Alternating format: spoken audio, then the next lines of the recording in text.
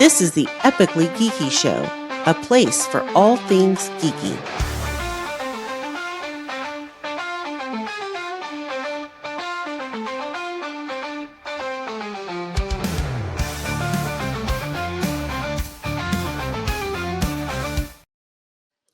Welcome out to the Epically Geeky Show, episode 185. I'm your host for the evening, Eugene Stevens. Today I'm joined by Sean and Joseph. How are y'all doing? Doing all right. I'm sore. I like the extra syllable in the O in my name that you gave me there. I don't know what happened there. I'm a little tired. What can I say? I think we all are. In fact, I just realized I don't even have an opening question for us. I said, hey, does anyone have an idea for an opening question? And I don't think anyone responded. And I was just like, I just looked down. I was like, oh, we don't have an opening question. So I guess we just skipped the opening question for the first time.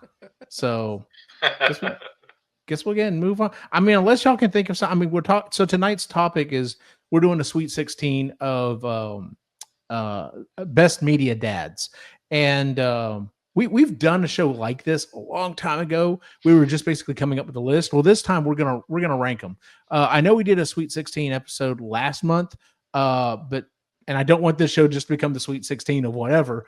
But it's fun. It's a lot of fun. It causes a lot of conversation. So we just everyone kind of voted to do this. So I do have an opening question. Sure. What is it? But it technically would only apply to both of y'all. In a anything is possible scenario, and you could pull from TV, movies, books, video games, whatever. What Father's Day gift would you guys want? In an anything scenario? Like, you didn't have to worry about money, you just ask for it, it could happen. I could think of several things, but I'm gonna go Ecto 1. A replica of Ecto 1 that I could drive. That would be awesome. Why replica? The one? Well, I mean, it would be the one, but yes. Yeah. I mean, the insurance would be insane, but you just reach into the original Ghostbusters film, pull it out into reality. Yes, that's what I would pick. Okay. So which Enterprise are you going with, Sean?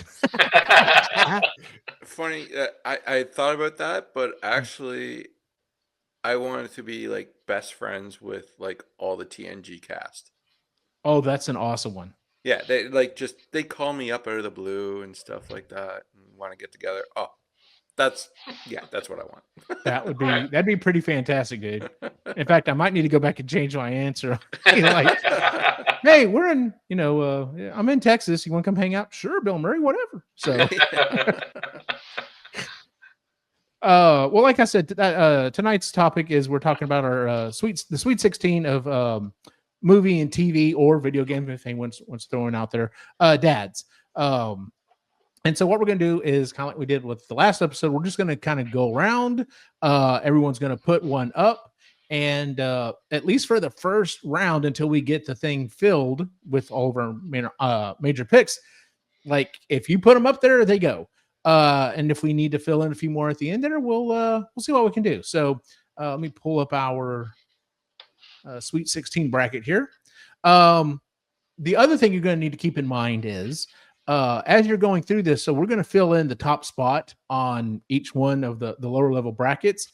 And then we're going to go back in and start filling in who they're going up against. So not only do you need to keep, in mind of trying to make sure you get, your entire list on there, but you also need to keep in mind of, oh, do I really want to put that person up against this person in the first round? Because I know they're going to get knocked out. So just kind of keep that in mind. So with that said, would anyone like to go first? I'll go. All right, Sean, who is your first pick for one of the best media dads? I'm going with Jor-el. Okay, spell that for me. Jor-el. All right. This obviously dude knew his planet was dying, and he could have saved himself, but no, he did everything for his son. He included like all the knowledge. He did all the research and found a planet for his kid where his kid would be like super strong, and all while knowing that his home was doomed. So yeah, Jor-el. That is a fantastic pick. Absolutely fantastic pick. Joseph, who's the first one you're putting up? I'm gonna, in the spirit of father figure, I'm gonna do the MCU Tony Stark. Oh, And okay. he's mentor to Spider-Man. I had thought about him too. That's another good pick. I mean, because he does end up having a kid later on in the series, but then he also is very much a father figure to Peter. Spider-Man. So yeah, so that's a good pick. He wasn't even on my list. That's a really good one. So, I already told the guys who one of my first ones was, and my first pick is Philip Banks from the Fresh Prince of Bel-Air. And like I was talking about before we started the show, like everyone, yes, he is an actual dad. He has 3 kids, but everyone knows him to be an awesome dad because of the fact that he just, he picks up and and Will Smith's character, he's family, but he comes in and he very much steps up to be a father figure for him and is so, throughout the entire series. So that's why I thought he definitely needs to be on the list there. So, all right, Sean, who's your next person? I'm gonna go with Jonathan Kent.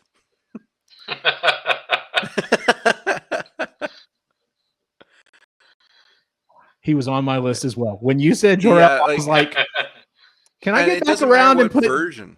Kent like right next to Jor-el and be a hell of a first round? Absolutely. I didn't want to do that. Absolutely. That is a great pick because I mean, literally, this baby shows up from outer space. You have no idea, where he's come from, what's going on or whatever.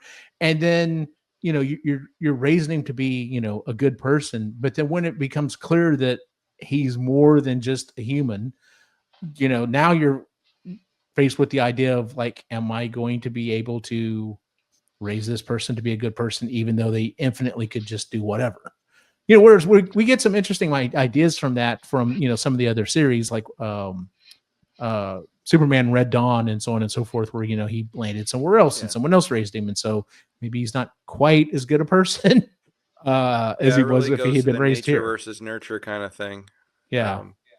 And like, depending on what version, like the Snyderverse, Jonathan sacrifices himself. Yep. So, yeah. All right, Joseph, what's your next pick?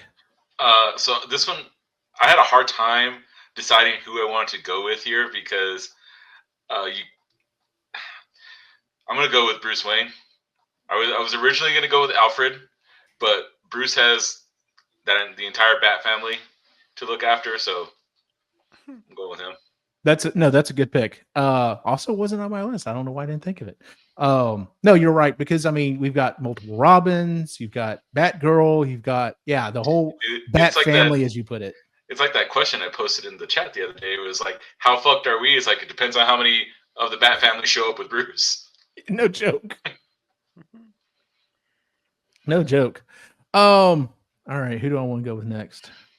I'm gonna go with Phil Dunphy next from Modern Family.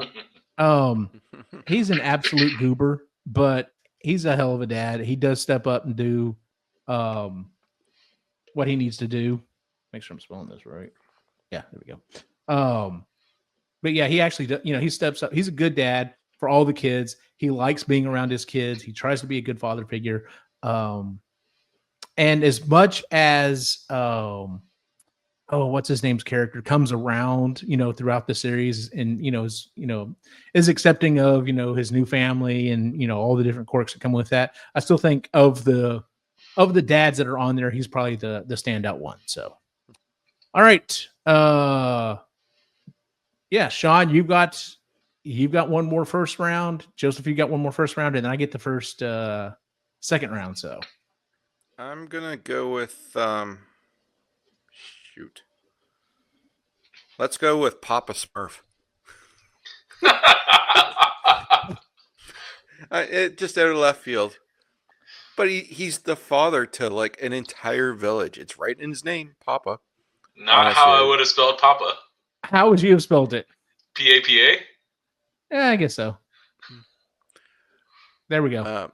Yeah, I'll go with Papa Smurf. Papa Smurf. I never would have Never would have thought of it. So that works.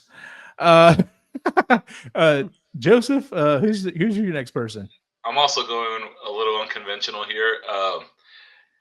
The TV show, it seemed like he's kind of hated his family sometimes, but if you threatened one of them, he was ready to kick your ass. So I'm gonna go with Al Bundy. I wanted to, but I was like, he's not gonna win. But he came up on a lot of lists. That's because he's like one of the most famous fathers.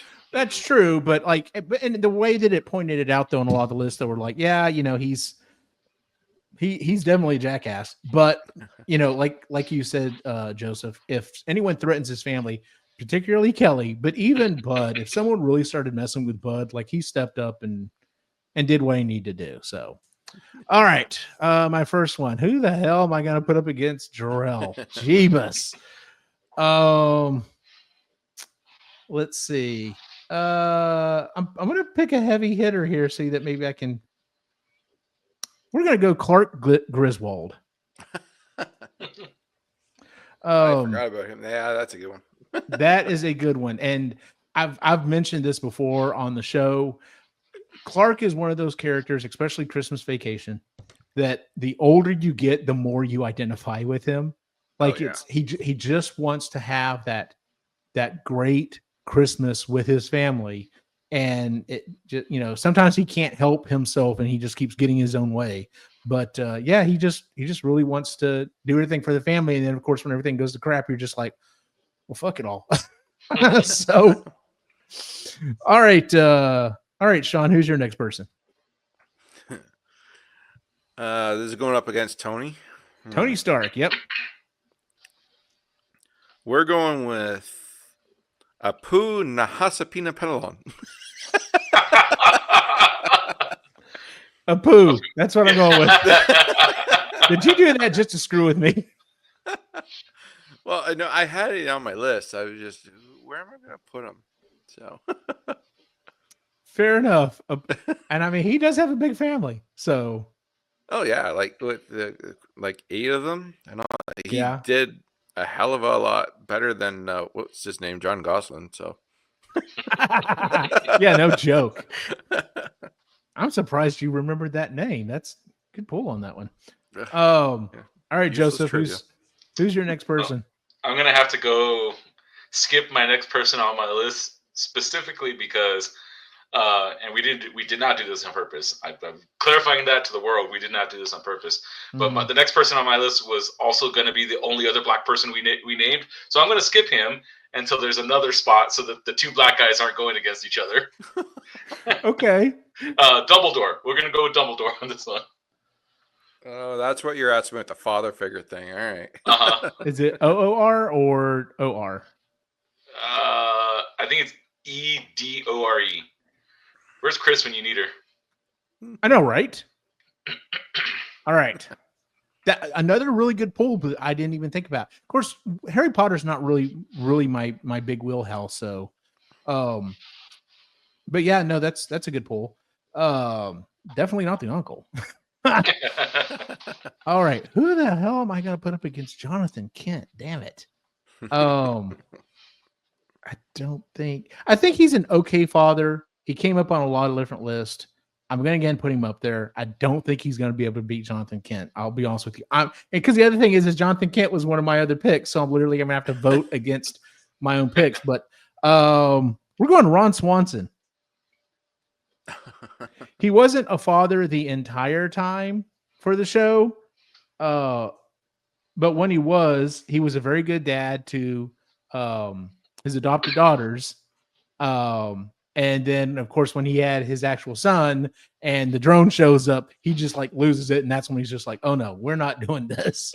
So, all right, Sean, we're back around to you. Who are you putting up against Bruce Wayne? Damn it. I'm going to go with Anakin Skywalker. Well, they're both psychos. Yeah. So yeah. Like he's not going to win Father of the Year, but I would like to. Is it Anakin pre-Vader or post-redemption? Post-redemption. Yeah. I had thought about that too.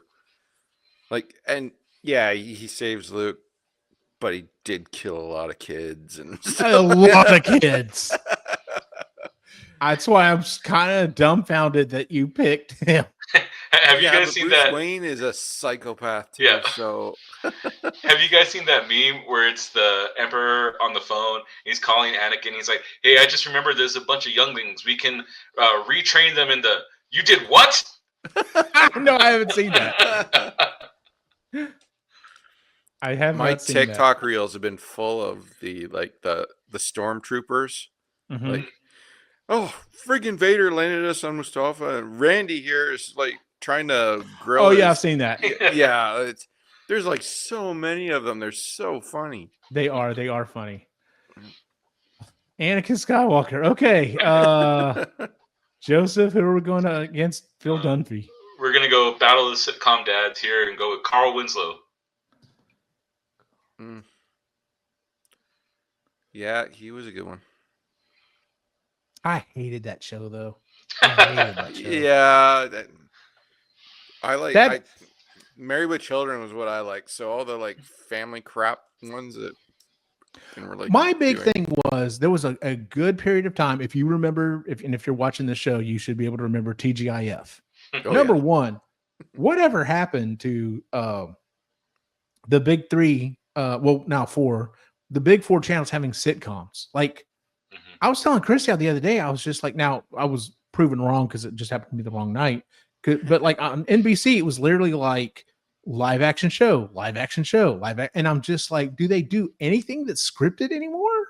And they do, but it's all drama. Like Yeah. I remember when, like, NBC was like the king when it came to sitcoms, and they succeeded that to Fox for a while and ABC and CBS and but like no one's really doing any really big sitcoms anymore. I think CBS still has some, but they're still using the old model of having like a studio audience, and that just seems so dated to me. Like if the show was out and it had a sitcom, it had an audience for that time period, I can watch it. It's fine. I know that was just part of the time period, but trying to watch a modern sitcom where there's a studio audience, I'm just like, this just seems so forced. But anyway, all right. So I've got to come up with someone against Papa Smurf, the last one who's on my list. And I've got to put this one on there for me, but also for Chris, since she's not here. Gomez Adams. Yeah. Damn, that's a hard one now. All right. So that leaves us one more. Does anyone have one that they're just dying to get on here? And if not, we can kind of go through a quick list. And Oh, I've got one. You've got one? Yep. All right. Who you got? Hate going against Al Bundy, but Benjamin Sisko. That's from Star Trek DS9. I had to throw a Star Trek one in there. Is it SISCO? KO. KO. I never did finish DS9, and but what I watched of it, I did like. And he did seem like a good dad. So, Oh, yeah. Yeah, probably not putting Worf on there. No. Yeah.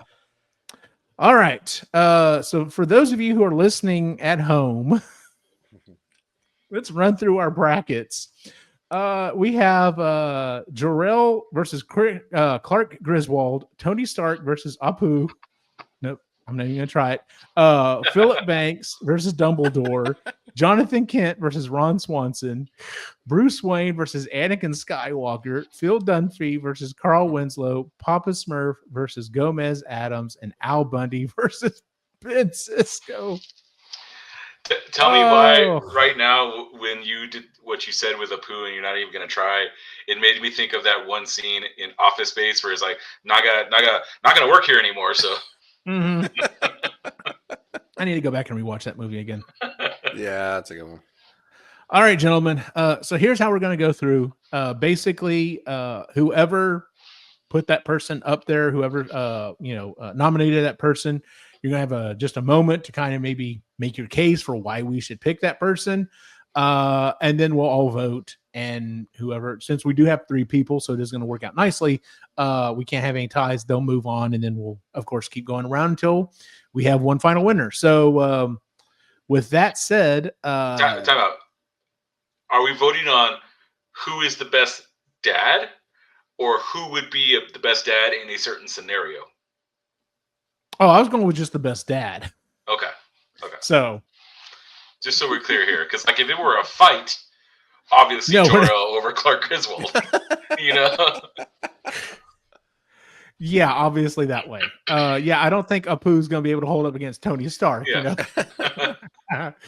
All right. Jor-el was your first pick, Sean. Why should we pick Jor-el?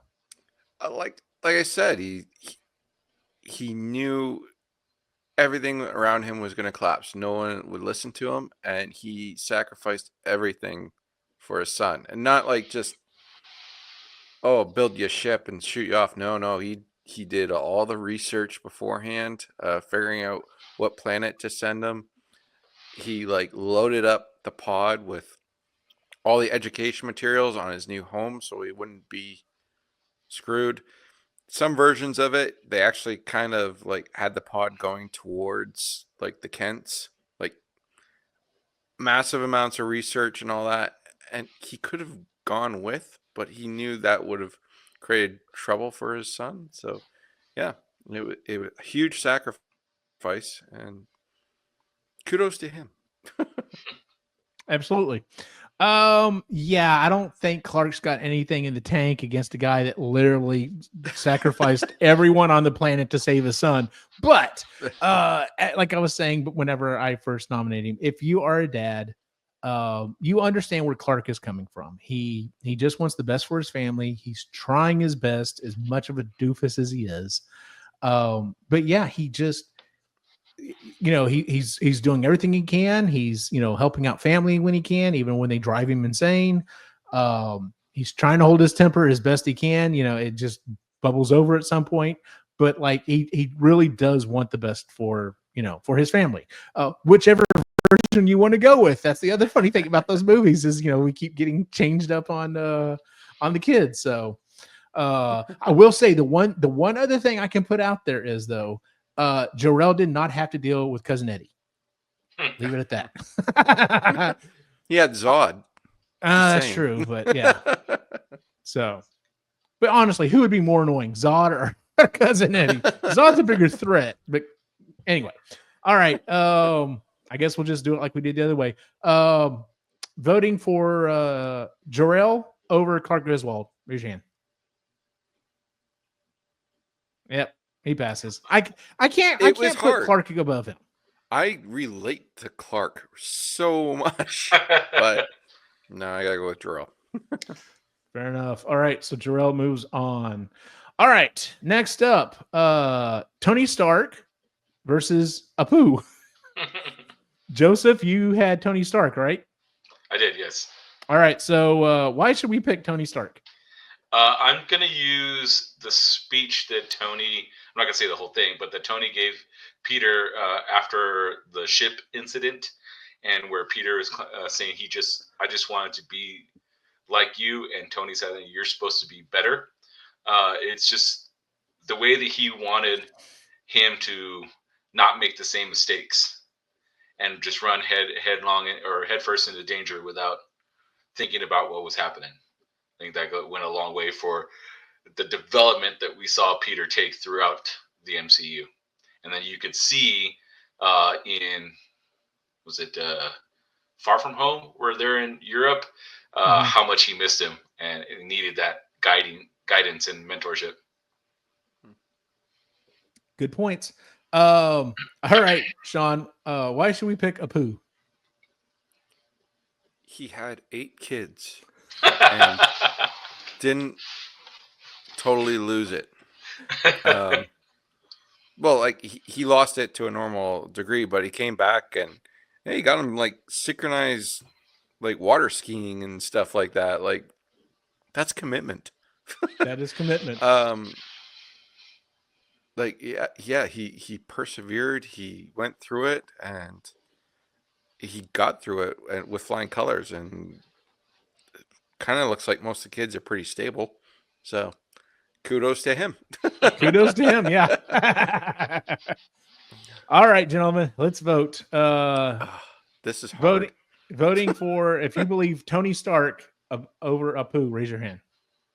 All right, Tony Stark carries. Yeah. Let's see here. I almost raised my hand on that one. I didn't still want to vote against myself. On the next one, can we do it in a fight? Because Tony Stark versus Jor-El might be kind of cool. It depends on what planet they're on. Yeah, that's very true. That is very true. Philip Banks versus Dumbledore. All right, so Philip Banks was mine. Like I said, whenever I first nominated him, the man was a good father. He had 3 kids. He worked hard. He wanted the best for them. And then, he gets this, this relative from, who's in trouble, who's, let's be honest, Will Smith's character was lovable, but he acted a damn fool a lot of the time. But he took him under his wing, and he honestly wanted the best for him. So he was constantly trying to show him, you're better than what you were. You can be whatever it is you want to be. You just have to apply yourself. And the fact that he didn't just beat the snot out of Will Smith constantly for some of the stuff he came up with, although he did throw out jazz every single episode, which everyone has a breaking point, right? But yeah, that's why I put up Philip Banks. So, all right, who did Dumbledore? I did. All right, Joseph, why Dumbledore? Oh God, what movie did he die in? Is that the first 7-part one? Think so. End of 6, something like that. Well, he spent the first 6 or 7 movies being behind the scenes a lot, but really watching out for Harry. And then, he literally died for him, for the cause, but for Harry. Right. That's pretty baller. Yeah. All right. If anyone doesn't have any additional thing to say, raise your hand for Philip Banks. I'm gonna go with Philip. Seriously? Oh my God, I didn't think that one. Okay. Yeah. The one thing on Philip Banks that it gets me is that one scene where Will is talking about he breaks down. It's like, why don't my dad want me? Yeah. And it turns out to be it was a real thing, not just scripted for the show. So everyone knows what that scene you're talking about. Yeah. Everybody knows what scene you're talking about there. So, all right. Next up is Jonathan Kent versus Ron Swanson. Kent was yours, right, Sean? Yep. All right. And it really goes to the nature versus nurture kind of thing. So. Okay, let's just assume Kal-El had a stable base to build off of, so he wasn't a sociopath or anything like that, like we've seen in Bright. What was Bright? Was it just Bright? No, I know which one you're talking about though. Yeah. Anyway. Yeah. Which was an excellent spinoff. But yeah, Jonathan and Martha, because teamwork makes the dream work kind of thing. I'm not saying it was all Jonathan, but really gave Clark a well-rounded backing, morals and all that. Good old farm boy. And it depends on what version you're watching too. But like I said, Jonathan in the Snyderverse sacrificed himself to keep Clark's secret. But even the old Superman movies and all that, the toxin, keeping him balanced and hiding his secret, and yet having almost a normal childhood. Yeah, Jonathan excelled at that. 10 out of 10. So, yeah, I'll go with that one. Absolutely. All right, Ron Swanson. Like I said, Ron was not a dad through. Okay, he wasn't a dad through most of the series. But he was also a dad-like figure to, what's Andy? like he very much was like a father-like figure to Andy throughout the show. He was also very much like a father-like figure to actually almost the entire cast, to be honest with you. And then whenever, like I said, he near the no, we get several seasons in, he starts dating. He has 2 daughters. You can tell they're just driving him up the wall, but he's already fallen in love with these 2 little girls. So, he's like, I'm going to be the best dad I possibly can. And then when he has his own kid, he loses it over the idea that, someone's getting his information and using it against him and everything else. So, but yeah, that's why I put Ron on there. So I'd like to pose an interesting question, and it would have never come up had this scenario not worked out. If Kal-El had landed with Ron, would he have ended up the same way as he did with Jonathan?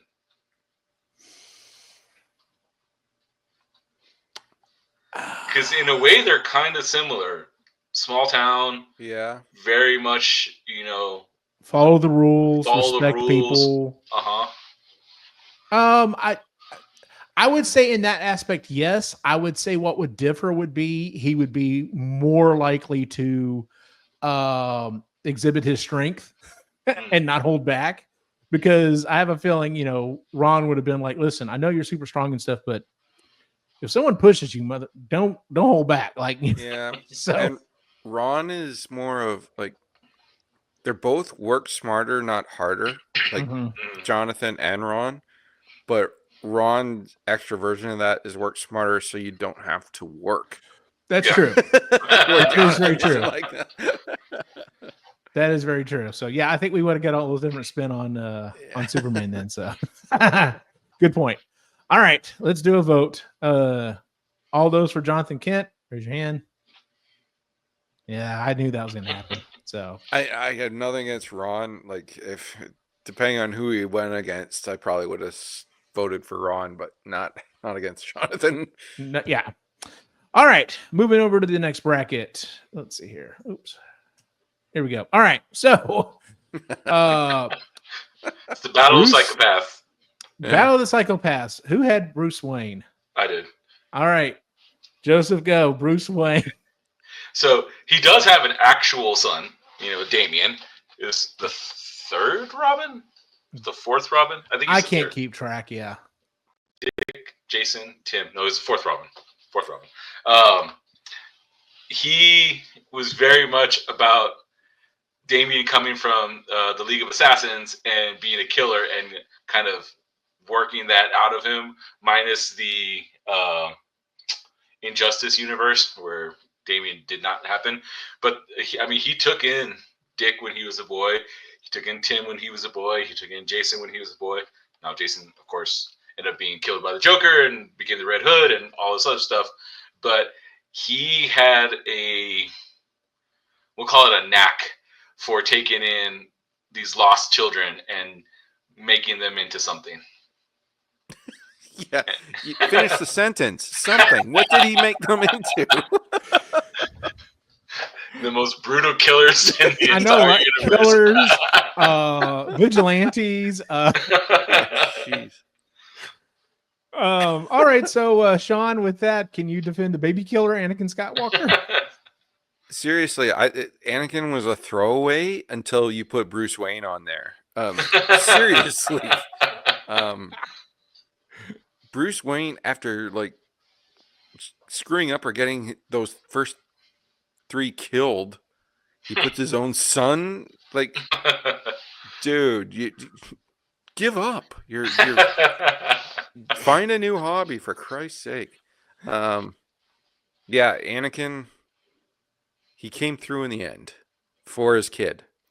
Wasn't for the universe. Wasn't for anything else. It was strictly for Luke. He couldn't see his own kid die and sacrifice himself. He knew it was going to be the end. So that counts. Does it balance the scales? No, he probably shouldn't have been a glowing freak next to like Yoda and Obi-Wan there. That was no. That's not where you're going. But I seriously think he has a chance against Bruce Wayne because Bruce Wayne was not a good father figure. I mean, if anything, Ahsoka may have the Ahsoka TV show may have redeemed Anakin a little bit because you got to see how he treated her. Little, you know. Yeah, there's little. Fair enough. hints Yeah. of, Bruce never learned his lesson, and then got his son involved. Like, stop giving Bruce orphans. Should be Yes. Well, see, that raises a whole other series of questions. Like, really, you keep bringing in these single like boys kind of thing, Bruce? there is a girl. There is a female Robin. She's number 5. Yeah, too little, too late. After his son. No. That was the change up he thought he needed. Yeah. Too much- Yeah, that's it. Too much No, testosterone. I'm starting to look suspicious. Maybe I should get him. All right. Oh man, how am I going to vote on this one? All right. All in favor of Bruce Wayne, raise your hand. Yeah. I don't. I'm not. I'm not proud of this one necessarily. Let's just say I don't see him getting past one of the next two. All right. The next ones are Phil Dunphy versus Carl Winslow. Phil Dunphy, like I said, he's got 3 kids. One of them's a genius. One of them's a complete dumbass, and the other one is a flighty. I don't know what you want to call her. She thinks that she's her looks are gonna be enough to get her through life. I'll put it that way. But yeah, he's there for them. He constantly, especially as they start to grow up, you can tell they're like, Dad, the traditional Dad. You're such a square. Why are you can you tone it down some? But he just loves his kids. He does everything he can to give them everything they could ever want and make sure they keep going. But when it does count, like he will, knuckle down and be like, listen, you got to get your crap together. There was a particular episode, Haley is the oldest. And, you can tell the mom is winding up for this conversation and he just jumps in and like eviscerates her. He's like, you are an adult now. You can't keep doing the same crap you were doing. It's time to grow up. And of course, that was just like magic, for, the mom, but, yeah, he's been a good dad. So, Carl Winslow, Joseph. Also the same scenario, had 3 kids, was a cop, did the best he could, was always there for his family. I'm going to self-sabotage here because I just remembered something about Carl Winslow that I think most people don't remember, but it's like season 3 or season 4. I don't remember the exact season, but his daughter Judy goes upstairs because she gets in trouble and then never comes back. She's just no longer in the show. So, like, did he board up her door in her room and she's like a prisoner? Like, who knows? I didn't know that. Yeah. Because remember there was the older boy more often than not. Yeah, the older boy, then the girl, and then there was the young one, and then she just went upstairs and never came back. Wow, I didn't realize. Like I said, I could not stand that show, and not because of him, not because of the family. It was because it became after about the 2nd season, it became the Urkel show. Yes. And I literally heard people refer to it. They're like, "Oh, the Urkel show's coming on," and I could not stand that character. So, but what I was going to say before we started the episode was, because I'd gotten sidetracked. That show and a couple of other ones that came on during TGIF were so formulaic to this day. Not that I probably could find the time, but I'm not going to do it. I almost bet you could sit down with a stopwatch and literally count out. This is when the first line of joke comes in. This is when the first, the A plot starts off. This is when the B plot starts off. This is when, break for laugh. Here's when Urkel comes in. Like, I really think it is that formulaic and that scripted. And it wasn't the only one. A lot of those other shows, like I said, at that time were like that. So, all right. But that's neither here nor there. Anyway, so quick vote. All in favor of Phil Dunphy, raise your hand. And I went with Carl just because I haven't watched Modern Family yet. Because Ed O'Neill is Al Bundy. Don't fuck with that. He starts off in the series very much, I don't want to say Al like, but Al adjacent. So Yeah. it is very much like, okay. And then the nice thing about his character is he does grow as time goes by. Yeah. But yeah, it is a fantastic show. The writing on it's great. The whole family dynamic's great. So 2 of my kids, like, they watched it multiple times, like the full run through and all that. And they keep telling me, "Oh, you should watch it, Dad." And I'm like, I'm old. I like getting in my own stuff, and I've got stuff I like, Mhm. and I'm just gonna keep rewatching that for the next 40 years. Fair enough. Fair enough. Yeah. Well, Joseph had to drop out for a second here, so which is okay because the next one up is Papa Smurf versus Gomez Adams. Papa Smurf was your pick, Sean. So why should we go with Papa Smurf? Like, he was the papa to so many Smurfs, like a whole village of Smurfs. Mm-hmm. And each of them have very distinct personalities, so much so that their names are based off those personalities. And yet he could calm them all down differently. He could talk to them all differently. That's a lot of work. Like, I kind of threw that in there as like, it was actually the first thing on my list. I don't know why it popped in my head. I haven't watched Smurfs in years. But like, the more I'm thinking about it, the more like, shit, he did a really good job. he kept them all together. So yeah. Kudos. Did he father all the Smurfs? That's what I want to know. And if so, where's the mother? I think they're all magically created. Like, I know Smurfette was by Gargamel, but yeah. I saw that on a fact the other day, and I was just like, I did not know that. Oh, I watched the episode way back in the day. So that, man, like, talking about pulling stuff from like 40 years ago kind of thing. Like, yeah, really no joke. Getting long in the tooth, but yeah. I love the Smurfs, so it was like one of my favorite shows to watch as a kid. It never was one of my favorites, but yeah, you can't get them all on DVD. Like, it's crazy. They haven't. You can get like volumes that have like select episodes, but yeah, you can't get like a complete series of Smurfs. That's interesting. I wonder if what is it called now? It's called it used to be Toy Galaxy. It's now something Galaxy. Anyway, he does all these episodes, and every week he puts out an episode, and it's usually talking about the history of something pop culture. And like, I'm surprised. I wonder if he's done one on Smurfs, because I'm sure he would talk about, because near the end, it's always like, here's where you can find it, or if you can find it in some cases. Because some of the series that he talks about, he's like, it's like you can find a couple episodes here and there on YouTube, but there's no official release because it's caught up in some kind of licensing hell. So I wonder if that's Drew probably Carey the case. thing. That's that apparently just like, finally any kind dropped. of show that I really like and I can't find on DVD. It's like, it's another fucking Drew Carey. Yeah, apparently Drew Carey finally dropped on something that you can finally start streaming. I don't remember what it was. I actually saw commercials for it. I love that series, but yeah, I did too. It was so good. Yeah, it was so good. All right, Gomez Adams was my pick. Gomez Adams is number one. Like, him and Morticia are like goals when it comes to a marriage. Like, they just dig each other and just everything about each other.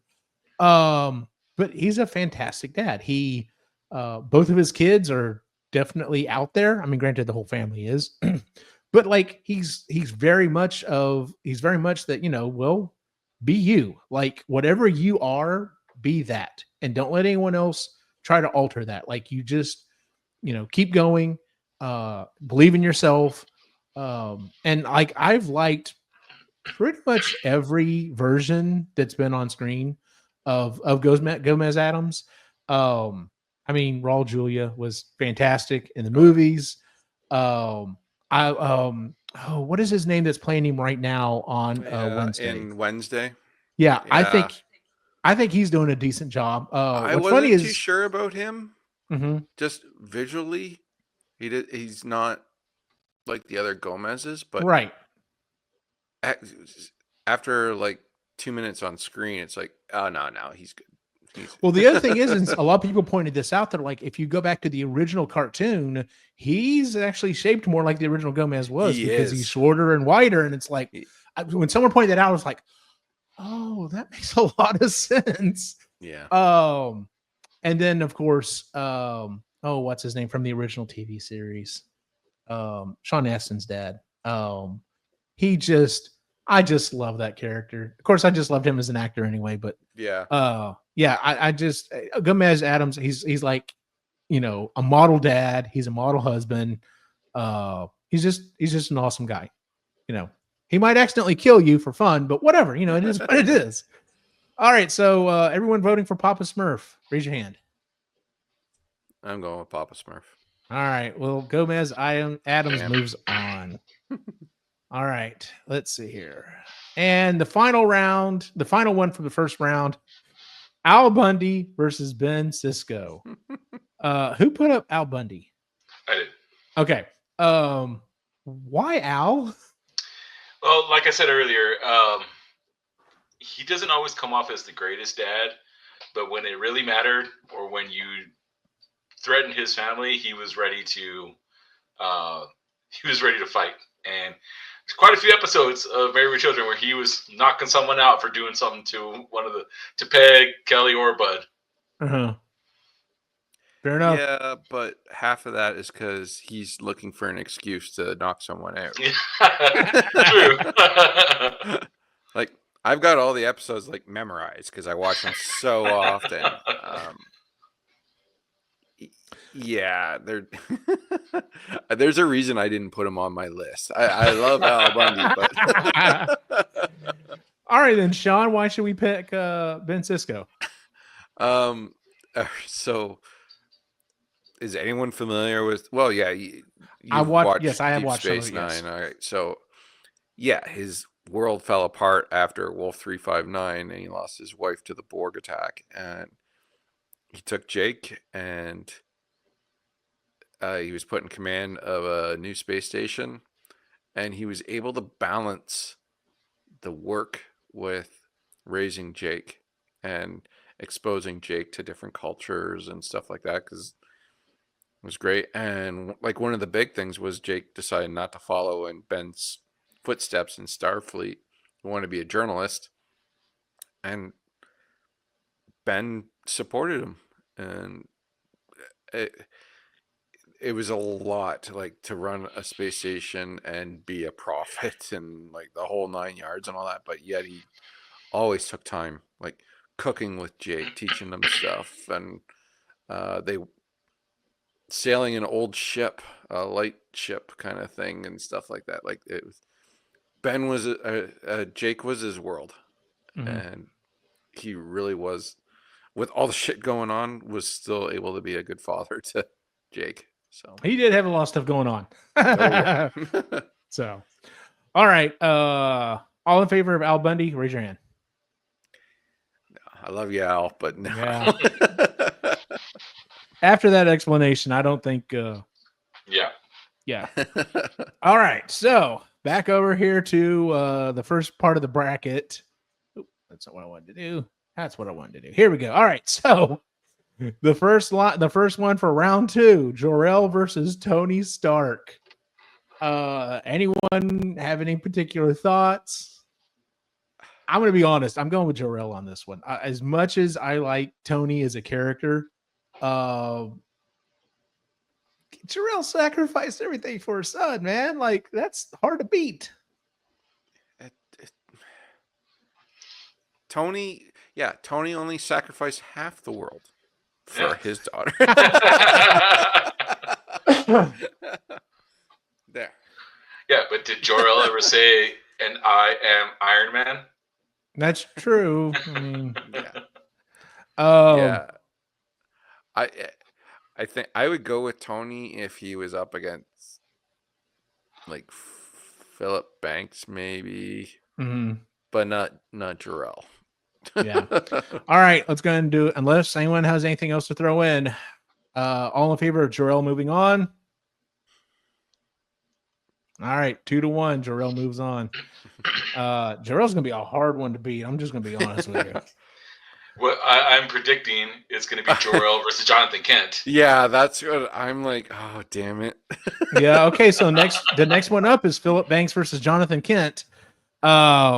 Which is funny because I even mentioned that I was, if it had come around the right way, I was going to put that up as being like a first round, knockout. But all right, Philip Banks versus Jonathan Kent. Like I said, I like Philip Banks, but Kent literally raised the greatest superhero ever. Like, Yeah. Superman could destroy the world if he wanted to, and has in multiple, iterations, because he's just had enough of our shit.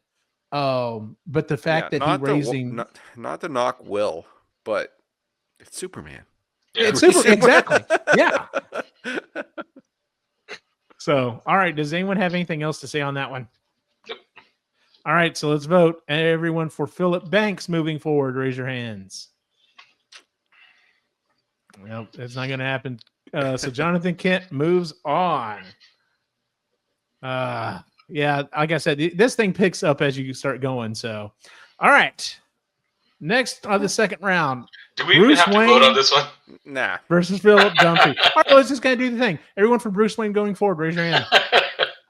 I'm still pissed he made it this far. Yeah. Hey, you're the one who picked Anakin Skywalker again? I know, but honestly, Anakin should have beat Bruce. I'm pissed about that. All right, next up, this one might actually be little words here. Gomez Adams versus Ben Sisko. I'm going with Gomez just because I've seen him in more stuff. He's been portrayed multiple different ways. Like I said, I love how he is with his family, to include his entire family. And I just haven't watched as much Deep Space Nine. I do remember the stuff you were bringing up, Sean. I do remember him having a very close relationship to his son. But I didn't finish that series, so I don't know how everything ended. So I'm leaning towards Gomez Adams. Does anyone have anything else to throw in? Gomez was good, but Gomez's world was a lot smaller than what Ben's galaxy was.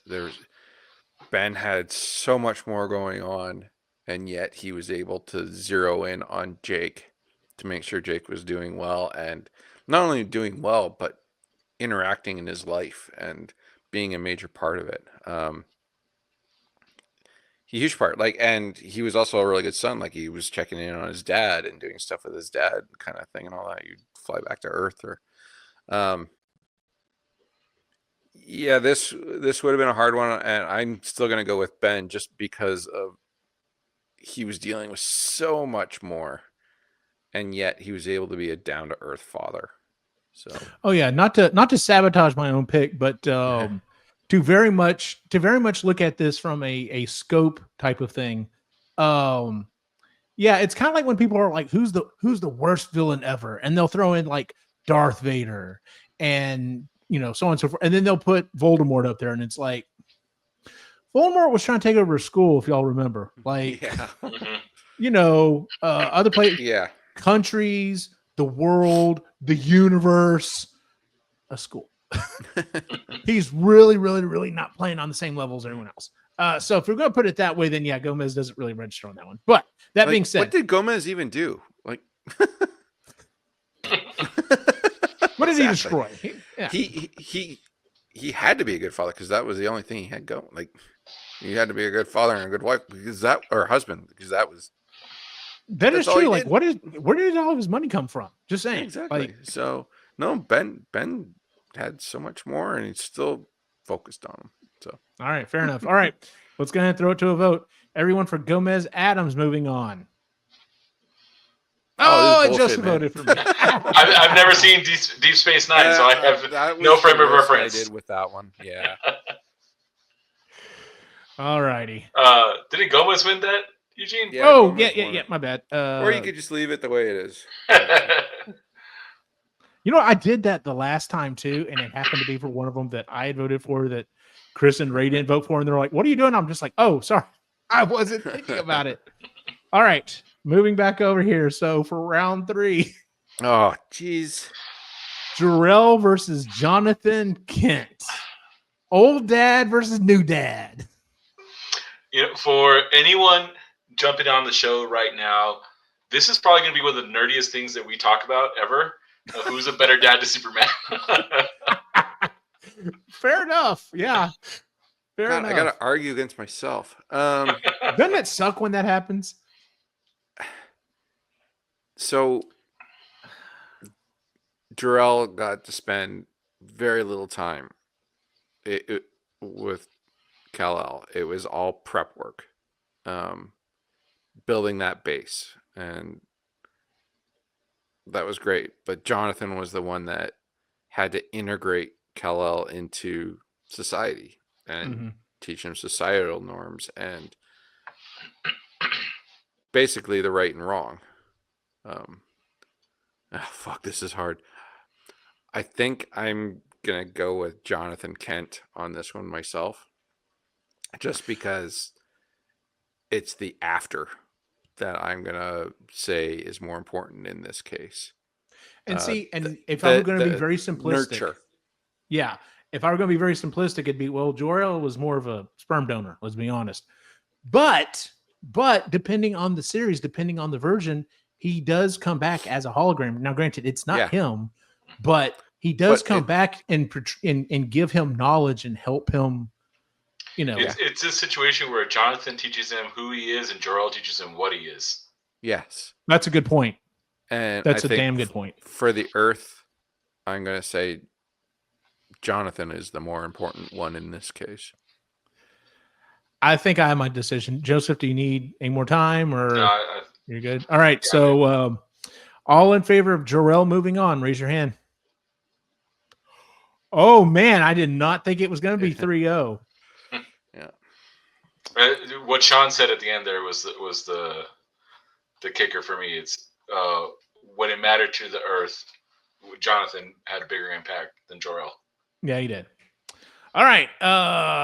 Third round on the other side. Phil Dunphy versus Gomez Adams. Oh, my God. These are both my picks. I cannot believe this. Because the last time we did a Sweet 16, I don't think I got anything past this point. Like, it was all Chris and Ray stuff. Does it really matter at this point? They're going against Jonathan Kent. That is true. From that perspective, it's got to be Phil Dunphy. Jeez. Do y'all need to debate any at all, or do y'all pretty much know who you're going with? All right. I guess we'll go ahead and vote. Everyone for all in favor of Phil Dunphy moving ahead. Oh, Joseph picked him, so I guess Gomez is moving on. All right. Let's see here. I didn't really think I could not have pictured this to have been the final one. Let's see here. Let me move back over here to this one real quick. We're gonna grab this. You know what this is like? It's like Halloween versus the Fall Festival. Jonathan Kent versus Gomez Adams. Yeah, pretty much. Yeah. All right. So in our final head-to-head is Jonathan Kent versus Gomez Adams. Does anyone want to? I think we've pretty much said everything it is. I pretty much know how everyone's going to vote. Yeah. Like I said, you got special kids. You're trying to make sure they understand who they are and to be the people they want to be. But how does that even go up against, oh, by the way, if I raise this kid wrong, he might destroy everything? No pressure, right? Yeah, Wednesday can't do that. So. Yeah. All right. Gomez may be keeping her just on this side of like murder, but yeah. I don't think it's going to stack up against Jonathan Kent. So with all in favor of Jonathan Kent moving on and winning this thing, raise your hand. And it's unanimous. Of course it was going to be. I'll be honest with you. When someone first proposed this and I started coming up with my list, as soon as Jonathan Kent jumped up on there, I was like, I don't know if I can pick anyone else because of it. Because I was thinking the same things y'all were thinking. So, because, we're all a big bunch of nerds. So with that being said, ladies and gentlemen, our Sweet 16 bracket, the winner of the best media dad is Jonathan Kent. Surprising no one. All right. With that said, let's go ahead and move on. Let's go ahead and move on to the rest of our stuff. All right. So, first thing we're going to do is it has been a month, so we've actually got some more information going up here. But let's check in on the summer movie game. I am so surprised. Okay, so let me just run it through for everyone who's doing the audio version. At number one, Lilo and Stitch with $335 million. At number two, The Thunderbolts, $186 million. Number three, Mission Impossible: Final Reckoning, $149 million. Final Destination, $123 million. Karate Kid Legends, $35 million. Ballerina, the John Wick movie, $25 million. Bring Her Back, $14 million. Clown in a Cornfield is still on there, which surprises the hell out of me at 7.2. The Phoenician Scheme at 6.9, and Hurry Up Tomorrow at 5.2. We are still at the point where we still have movies on here that I think no one picked. The last four, 7 through 10, I don't know if anyone picked. But yeah, Lilo and Stitch is just still killing it. I really think we're recording this on June 14th, the day before Father's Day.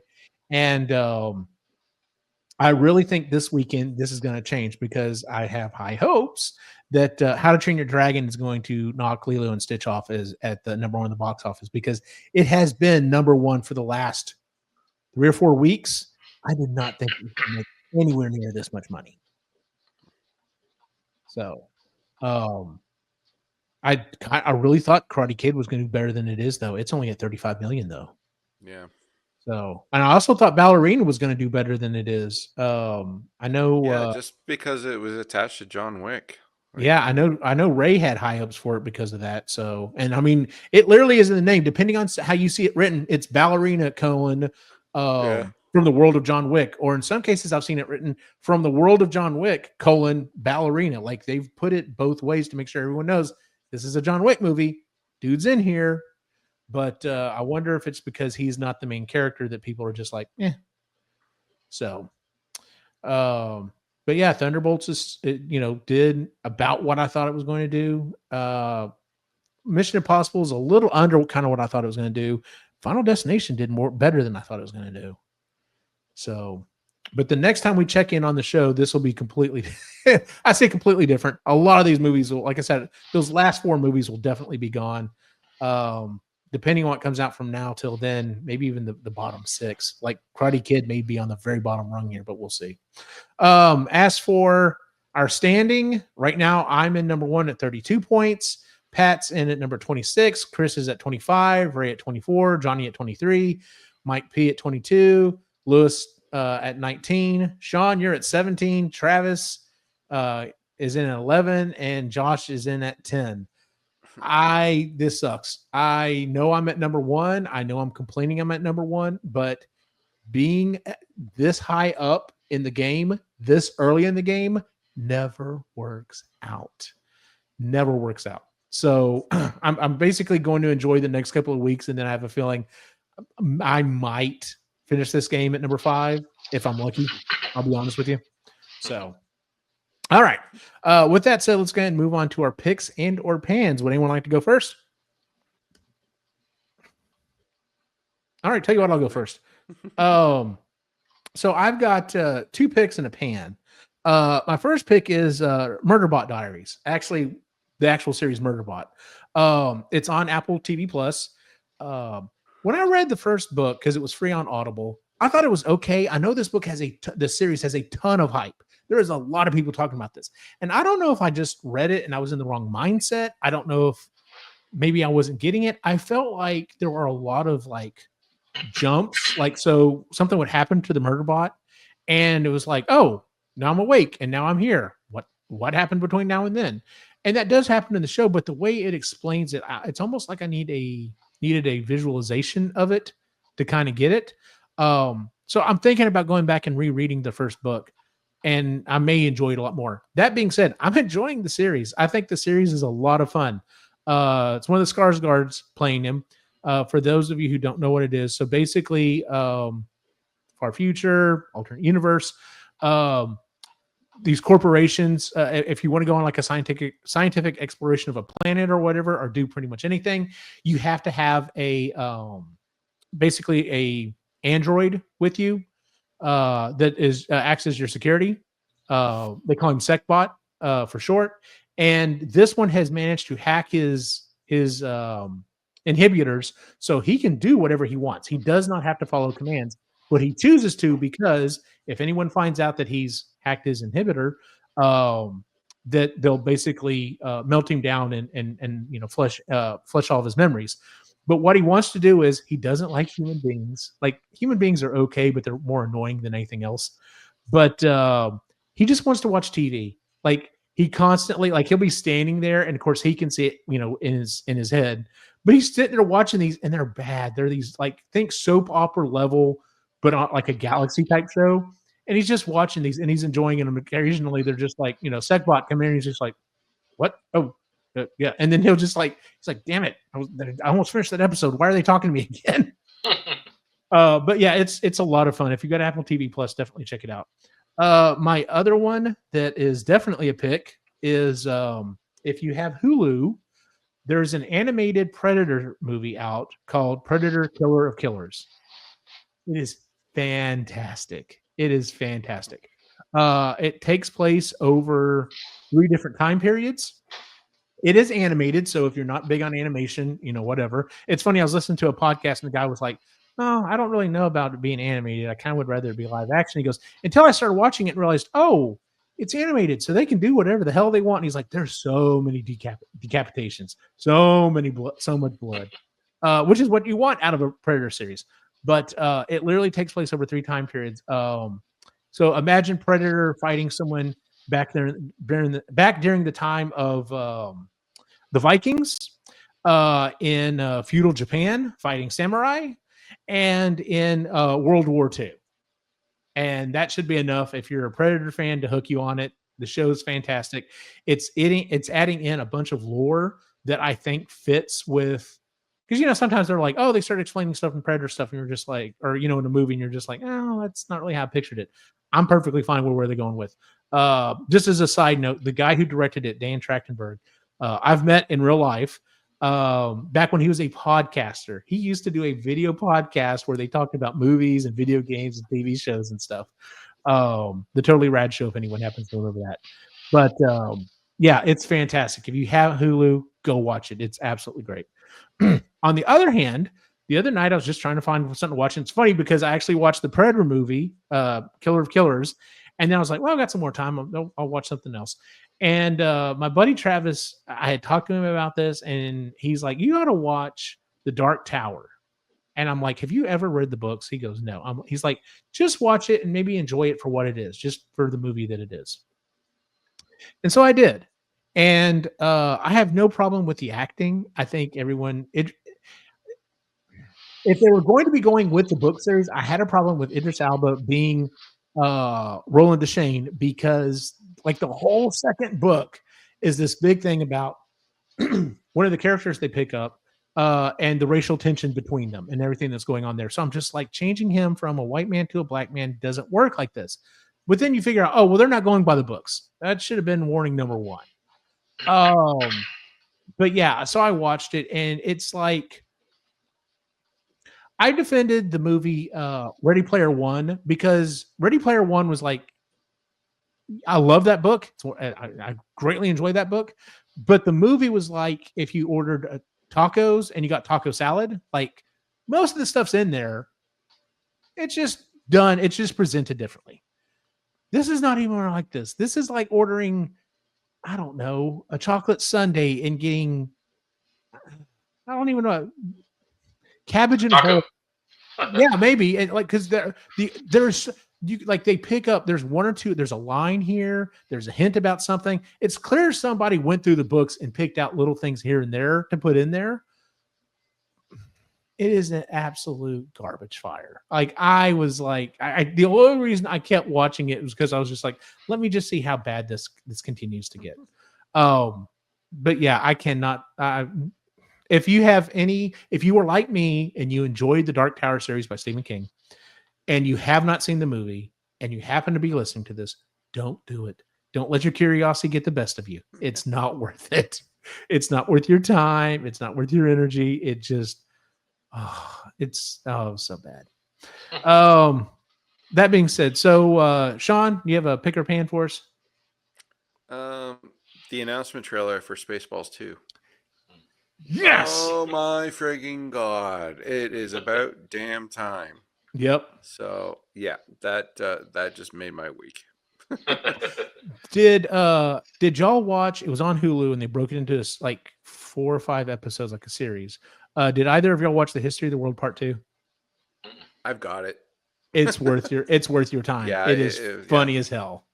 Yeah, that is what gave me high hopes. I was like, after I watched that, I was like, okay, if he decides he wants to do more sequels, I think we can do this, because he's got a fantastic writing group that I think understands his original comedy, and I think that's going to be the key thing, because you don't want someone to come in there and be like, oh well, new sitcom or new comedies are done this way. It's like, no, it needs to be Mel Brooks comedy. Is incredible for Mel Brooks. Like, it's amazing he can get anything made. Like, yeah, it shit did not age well. No, and everyone still loves it today. His stuff is the type of stuff, though, that, I mean, some people, of course, are going to look at it and try to rip it apart. But I think it's just something about his stuff that's just like, you look at it and you're like, it's a product of the time, and and you understand it, that's what it is. Yeah. So, of course, the fact that it was supposed to be satire also probably helps, and not just flat out comedy. Yeah. Well, that was it. So, yeah. All right. Did you have anything else for us, or? I went to see Mission Impossible. It was good. Just remember, it is part 2.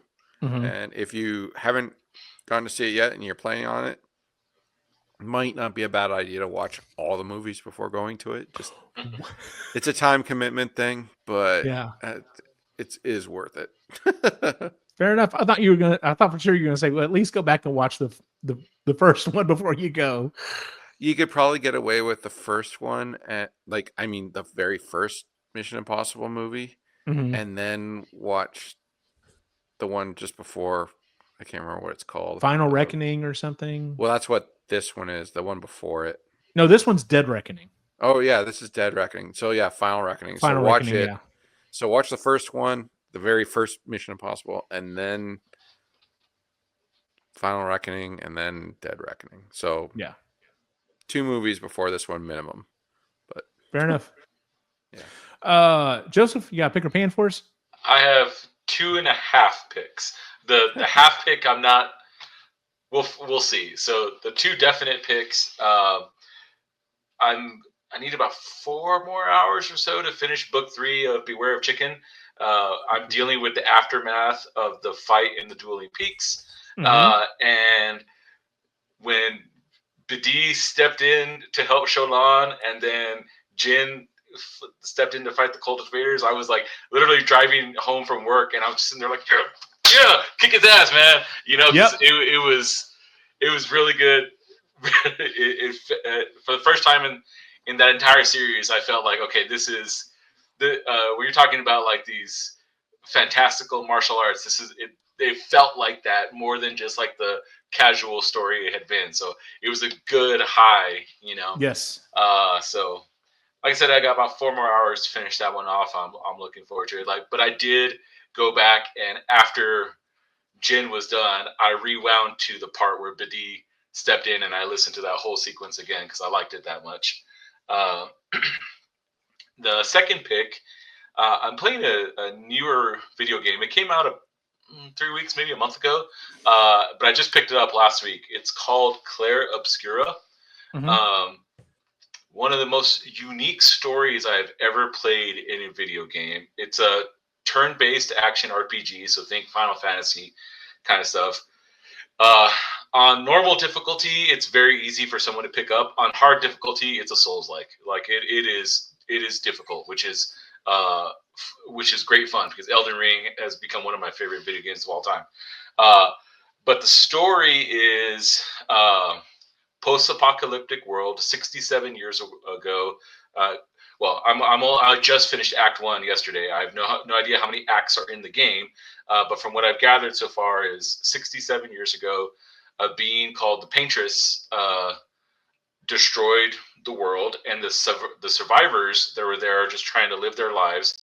And they call her the Paintress because there's this giant monolith in the middle of the ocean that you can see from where you are, and she paints a number. And on the number that she paints, she started out with 100. The number that she paints, people find out that turns out to be the maximum age anyone can live to. So when the game takes place, it's at 34, and they're having the festival because they know the Paintress is going to wake up, write 33, and everyone that is 34 years old is going to they turn to dust, like Thanos, the Thanos snap kind of thing. And it's the world trying to piece together their lives as she does this countdown. And they have you're part of an expedition that goes to the island where she is, and you're trying to figure out what's going on and obviously try to stop her. But I've only gotten through Act 1. It is highly recommend to anybody that likes action RPGs. And if you're in it for the story, it does have a difficulty setting, so you don't have to worry about it being like overwhelmingly difficult. The graphics are amazing, but what has really kept me playing and wanting to play is the storytelling. It is, like I said, the most unique game I've played in a very, very long time. The half pick is Elaine's in Texas right now, so I was joking with one of my coworkers on Monday that when she left, I didn't know what to watch, because usually we kind of decide on a TV show together, and without her here, it's like, oh my God, I could literally pick anything, and I couldn't. Like, it was, paradox of choice or paralysis by analysis, whatever you want to call it. Like, I could not pick something. And something kind of caught my eye on Netflix. It's called A Discovery of Witches. I've seen the first 4 episodes, and halfway through each of the episodes, I was like, this is kind of boring. I'm not really into it. And then something will happen, and it keeps me going on to the next episode. And so far, it's been like that every night that I saw. I've watched 1 episode a night. There are 3 seasons of it. The whole premise is it's a world where creatures exist, and there are 3 factions of creatures, witches, demons, and vampires. One of the witches finds the Book of Life, and so far, the first 4 episodes in, all of the factions are hunting her down to try and get the Book of Life. Don't know what it means, don't know where it's going, but the reason it's a half pick is because like I said, I'll get halfway through an episode and be like, it's okay, and then something will happen and it piques my interest again, and I keep going. But it's also a book. It's based on a book trilogy. So I bought the first book on Audible, and so I'm going to give that a read when I finish Beware of Chicken and see if that's what, because it's got a 4.8 on Goodreads, and it's got a few thousand reviews. So it's like, okay, it's in a realm of fantasy that I enjoy. It's set in modern day times. So I'll give the book a shot, see if I like that better more than the show. So right now it's a half pick. Fair enough. Yeah, I totally get you. Like, I'm off for summer right now, and so there are several series that I haven't watched yet, and I've even got them written down on my phone. But it's like, which one do I start with first? Am I in the mood for this? Do I want to watch something simpler? Yeah, so I totally get you on the choice paralysis of being like, oh, there's too much stuff. So, and then when I think about it, I'm like, wait a minute, I do think I have access to Paramount Plus. Crap, there's all the Star Trek stuff I haven't watched yet. Like, and then just totally, I'm just like, Seinfeld again. Yeah, the other night I was sitting there, I was like, okay, I have a list of, there's like 8 animes I'm behind on. There's all these shows I want to watch. And after about 30 minutes, I just sat there scrolling through YouTube because I couldn't pick anything. Yep, totally. I totally get that. So, well, that is our show for the month, ladies and gentlemen. If you would please go check us out at epicallygeeky.com. That's where you can find this show as well as the other shows we do, including the Marginally Geeky Show, the Creatively Geeky Show, and Sustainably Geeky Show. You can watch us on YouTube. Please do. It seems where we seem to be getting our most audience views right now. And you can subscribe to us as a podcast on there. Don't really know how that works because I don't subscribe to podcasts that way. But if you want to go that route, go for it. You can also find us on pretty much any one of the podcast listeners you use. Just look for Epically Geeky. Where can we find you online, Sean? Always screwing with Wikipedia. It's summertime though, so I don't have a whole lot of time to go on there and do that. So you might be safe. your favorite broken toy on Instagram and on TikTok. Joseph? More Joe 7 on Blue Sky.